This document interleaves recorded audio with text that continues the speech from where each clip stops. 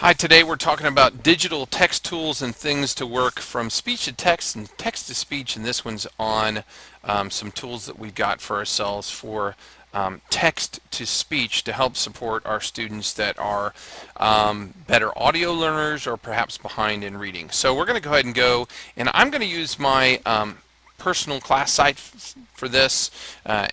First of all, we're in Google Chrome, and I'm using an app in Google Chrome called Read and Write for Google Chrome, and it's right here. It's this purple icon on my desktop, and I've got a separate video on how to add it, but once you've got it added and I click on it, it's going to open up this little toolbar for me for Read and Write for Google Chrome. Now, depending on your how recently you've added it, you may have the full featured version, or you may have some buttons that go away. If you're a teacher that wants to have Read and Write Google Chrome and you're going to use it for all your students, all you have to do is ask, and we'll try to get a teacher version for your class. So that's one of the things I want to point out for you. So Read and Write for Google Chrome lets you do exactly that. It lets me read stuff on a web page or things that are digitized on my computer to me. And I'm going to go ahead and go to an assignment, for instance. So I'm going to go to this link and go to this assignment, which is probably not the best one. We should probably go to one that has a little more reading to it, since that is a lot of videos. Here, I'll just go to my textbook, online textbook here.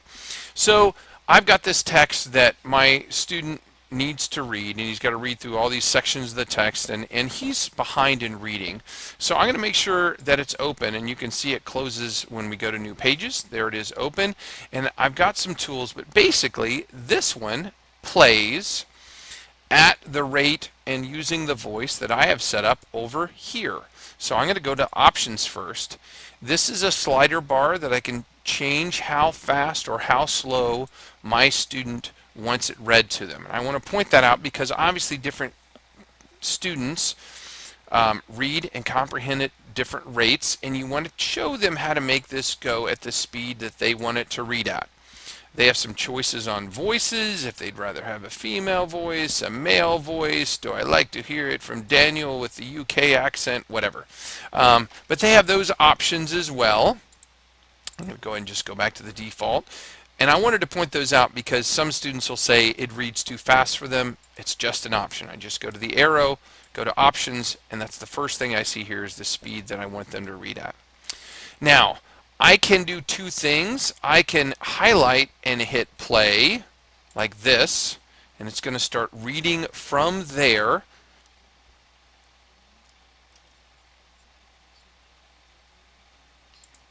Or I'm going to go ahead and stop.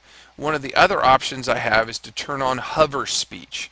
What hover speech says is wherever I put my mouse, start reading from there. So I can move around a page, and I'm just leaving my mouse there, and it's highlighting the sentence, it's highlighting the word as it goes, and I get down there and I just wanted it to read this section. So I'm just going to move my mouse down here now, and the hover speech will immediately pick up at that point and start reading there. So that's the hover speech button. So students can do it either way. They can either highlight or they can do the hover speech. You can see they can look up words. So if they don't know what, let's see, dimensions means, they can go right here to the dictionary, and it's going to come up and say, oh, this is what this word means, and I don't know what that word is, so I can do that as well. And look, see, I can play. That's what I was trying to get to. I can hit play and have it read what dimensions means to me there. I don't even know what the word is. I can hit there and it'll say the word for me. I can say it's a noun. I can read this part. I can read this part. You can see, so those tools continue on. The other thing I can do is if I've got something like that, I also have the picture dictionary, which comes up and shows me some graphical representations of the word as well. So that's a great thing for some students if they don't know what, for instance, the power supply is, and I go and hit the picture dictionary. Let's see if there's any chance it knows power supply. Nope, it knows power, I guess, but not a power supply. So that's really the start of what it does. I already showed you that it has a dictation tool as well. But really it just opens up the Google tool, and I use that one, and that's one of the ones that of goes away after the premium trial is over. But these um, text to speech ones do not go away when I'm going on. So you can see that's the play button, the pause button, the stop. If I want to take a picture of something, I can take a picture of it and then have it read the screenshot as well. I haven't actually used that one before. I just use these tools. So it's a pretty easy tool to use on any website that you want the student to be backed up on as far as helping them comprehend and get their content.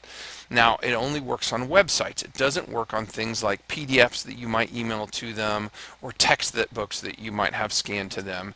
That's where another text tool called Kami will help us out, and I'm going to do the Kami tool next.